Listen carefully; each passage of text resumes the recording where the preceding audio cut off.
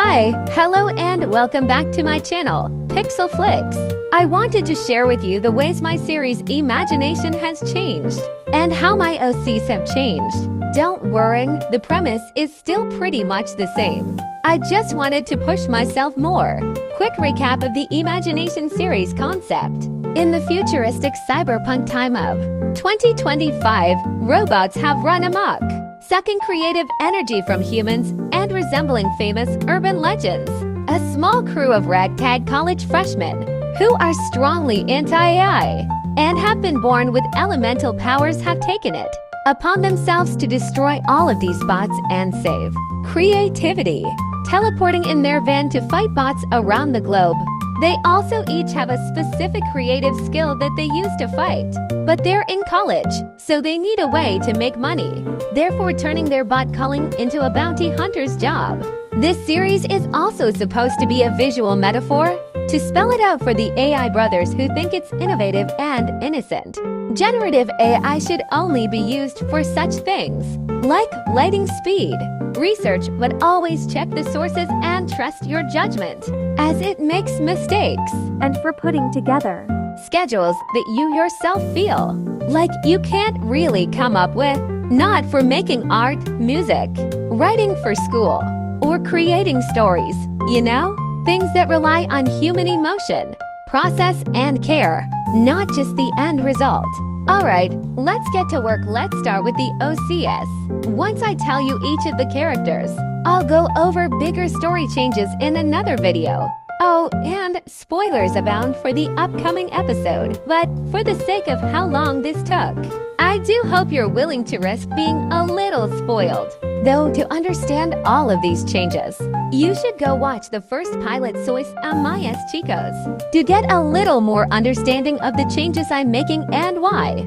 And the Bounty Bot Hunters app will also help. Now with that out the way, let me reintroduce the crew and their voice claims. The main man, the reckless destroyer of bots and the self-proclaimed leader of the Bounty Bot Hunters. In the original pilot, Sois Amayas Chicos, he is excitable and unprepared for battle. Just excited to finally have some action after weeks of waiting for someone to respond to the crew's Bounty Bot Hunters ad. But no matter how reckless he may be, he always has good intentions and a strong sense of love and protection for his crew. His main creative skill is to do digital animation, and his interests also include animating as well as drawing, making comics, and skateboarding off of trees. Yeah, no matter how many scrapes and sprains he gets from doing this, he's gonna keep doing it. He loves the thrill. I wanted him to be the main protagonist along with his best friend, myself Sona Kai, who is the group's co-boss. She didn't want to be co-boss, she was scared to lead, but Zave egged her on because he believes in her. Yes, this could be a possible slow burn, friends to lovers relationship, but let's not make assumptions too quickly. Though fan art and ship art of my OCs would be very appreciated.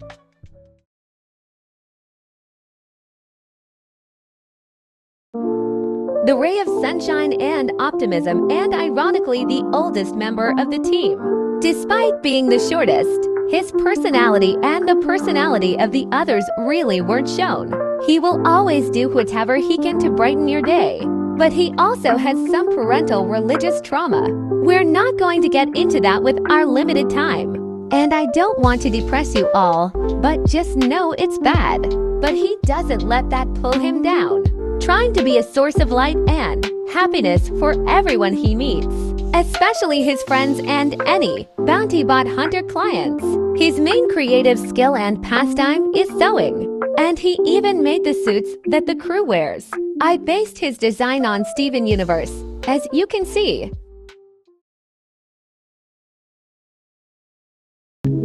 A simple, practical tall giant who is the group dad. He doesn't like to hear that sometimes, as he has a strained relationship with his rich father and doesn't want to be like him.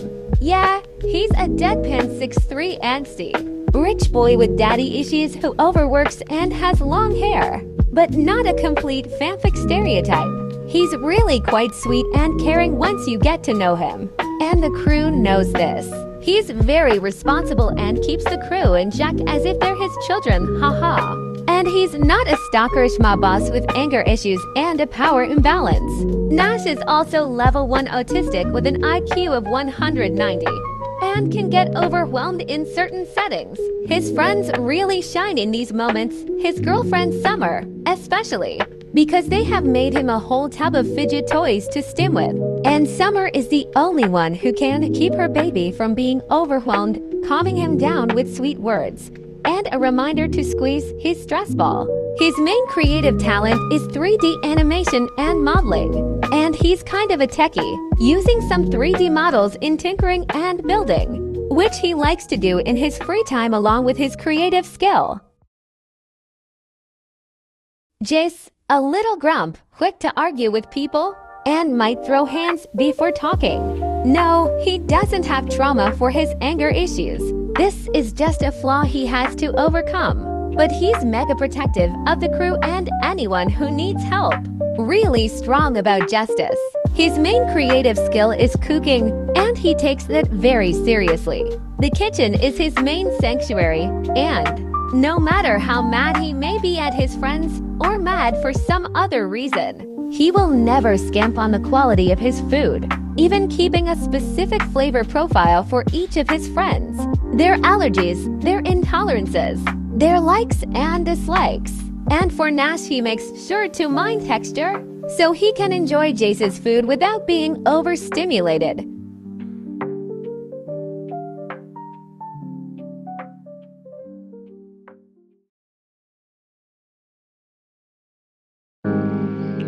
A shy, socially awkward scaredy cat of a girl who they've elected to be co-boss, despite her cowardice, because she is very outspoken against AI art and its ethics.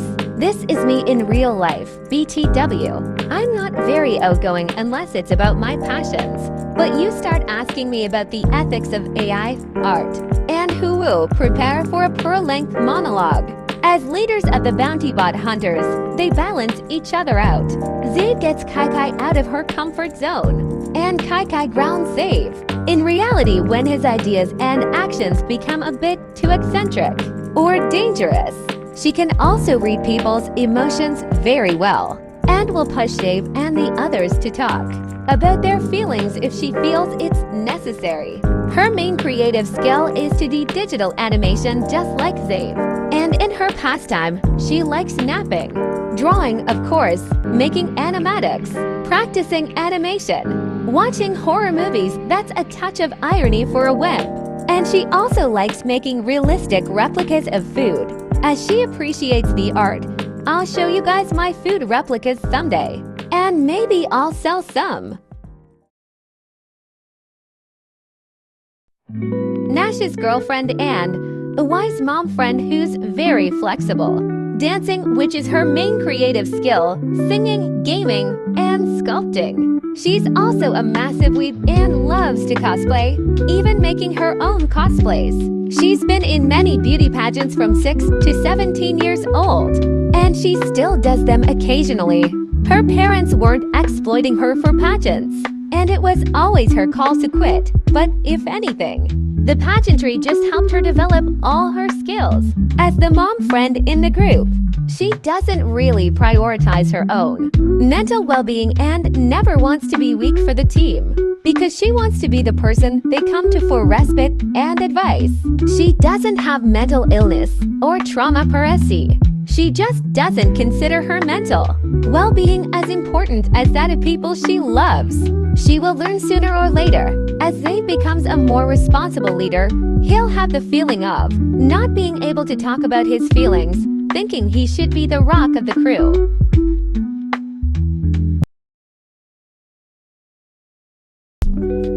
Zaid's creepy chill twin sister, younger than him by 23 minutes. She's a goth girl who makes Halloween her life. Not as a goth stereotype, but she just loves it. She kinda has trouble noticing social cues, and might give a very stoner sounding laugh in pretty serious situations. But she means well. She even feels insecure about how often she does this.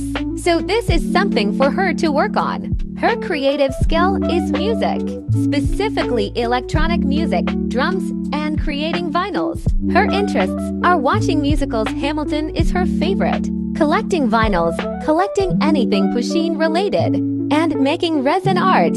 Also, she always does something different with her hair, which is really just my excuse for always wanting to change. Her character design up every few seconds, hence why she have different hair in different photos. But you'll always know it's her, because no one else has that trick charm, and this just amplifies her spontaneity. Alright, that's the crew. The new name of the series is Legends Rebooted, to references the cyberpunk element and the urban legends element. In the original pilot, I made a big to-do about the kinetic powers that each character had.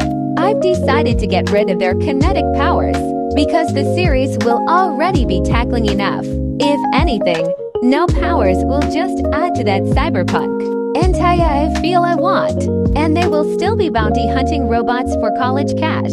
In another video, I'll explain more of the story, some lore, and we'll learn about where these bots are all coming from anyway. I thought that familiarizing you with the characters would give me more freedom to post skits, designs, or random doodles of my ops, so you guys don't feel bored or abandoned during the long periods of time where I work on the series.